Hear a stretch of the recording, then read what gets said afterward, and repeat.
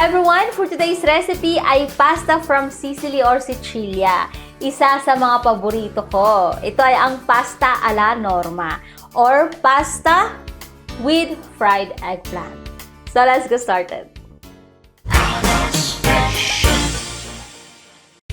Bago pala natin iprito ang talong, aasinan muna natin ito. Ibababad natin sa asin. Hindi para tanggalin yung bitter taste niya. Kasi sa panahon ngayon, hindi na bitter ang talong. Nag-level up na siya. Pero hindi ko alam sa lugar ninyo kung nag-level up na rin, kung bitter pa rin.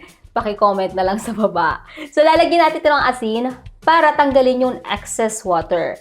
Para pag pinrito nyo ito, hindi mag-absorb ng too much oil. So, less oily ang inyong fried eggplant. Pero guys, pwede nyo itong i-skip kung wala kayong masyadong time. Ang magandang gamitin sa paghiwa ng eggplant ay itong bread knife. Kasi hindi ito dumudulas, kaya mas mabilis itong ipanghiwa. Kaya the best itong gamitin sa mga vegetables or fruits na may madudulas na skin like eggplant and tomato.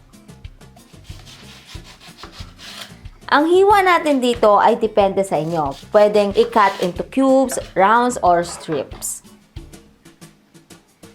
Ako, ganitong cut ang gagawin ko.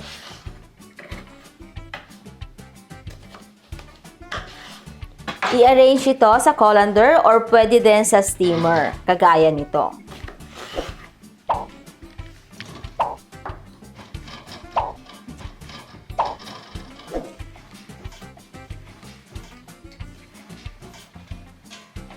Maglagay ng rock salt sa ibabaw. Then magpapatong tayo ng heavy object like pan or container with water to press the eggplant and draw out the excess moisture.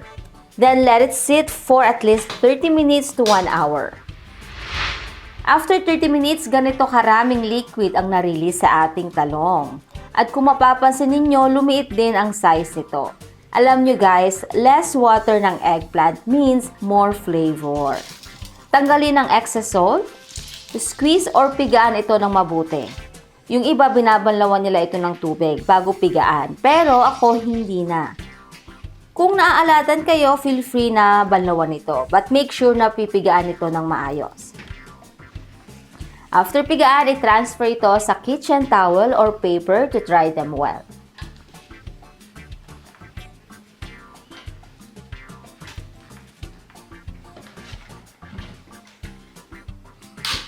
Initin ang oil over medium heat. Pag ready na, ilagay ang eggplant and fry them until nice golden brown na. Kung gusto nyo palang i-skip ang pag-salt ng eggplant, I advise na after frying, sprinkle some salt sa ibabaw habang mainit pa para magkalasa ito.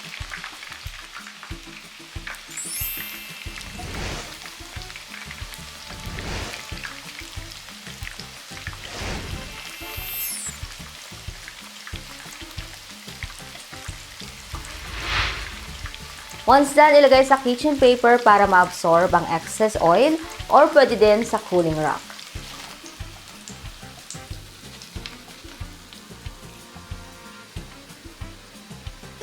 Then proceed na tayo sa ating sauce. Chop or dice the onion. In traditional recipe, walang onion, pero ako mas gusto ko yung meron. Then ang garlic. And fresh tomatoes. Kung walang fresh, pwedeng tomato sauce in can or bottle ang gamitin.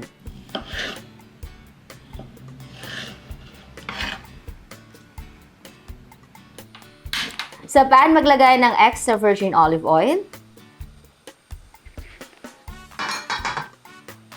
Isutay ang garlic hanggang lumabas na ang aroma nito.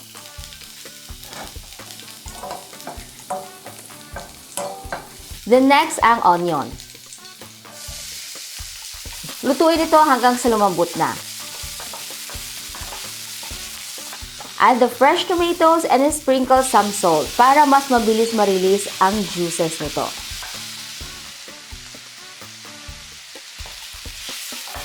Saute for 4 to 5 minutes or hanggang lumambot na ang tomatoes. Pag ready na, add our tomato sauce.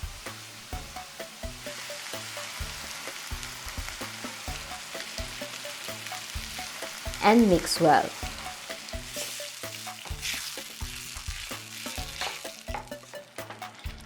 Dito sa Italy, kadalasan tinatanggal nila itong skin, pero ako hindi na.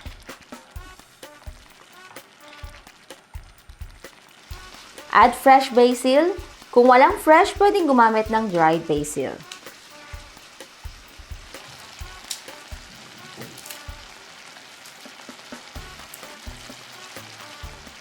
Haluin ito.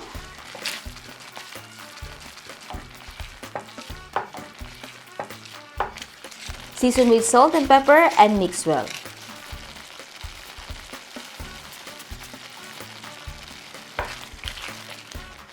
Cover with lid, lower the heat, and cook for 10 to 15 minutes. Habang naghihintay, lutuin na ang pasta sa salted boiling water. Cook your pasta, syempre, al dente. Be mindful pala sa asin na ilalagay sa sauce kasi ang fried eggplant natin ay malasa na.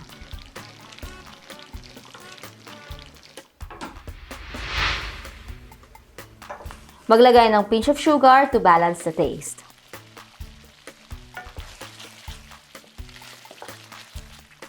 I-join na rin natin ang fried eggplant.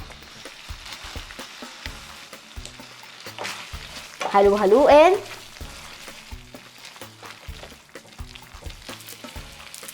Put additional fresh basil.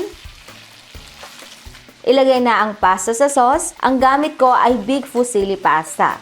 Kadalasan ang ginagamit nila dito ay rigatoni or penne pasta. Pero pwede kayong gumamit ng kahit anong pasta ang gusto ninyo. Mix everything well at hayaang mag-absorb ang sauce sa pasta for about 1 minute. Don't forget to add some pasta water.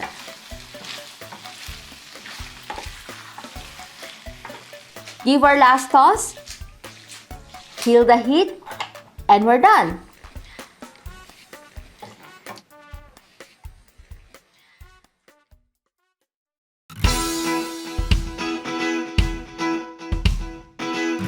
Before serving, maglagay ng fried eggplant sa ibabaw and ricotta salata or salted ricotta cheese. But of course, feel free to use Parmesan cheese or cheese of your choice. Buon appetito! Siyempre, pag kumakain ako nito, inuuna ko itong toppings na eggplant. Perfecto. Hindi siya oily. At mas malasa. So, let's taste it, guys!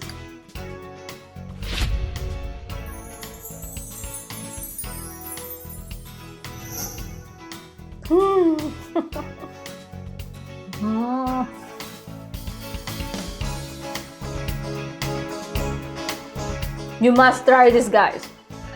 So, kakain na kami. Ciao for now.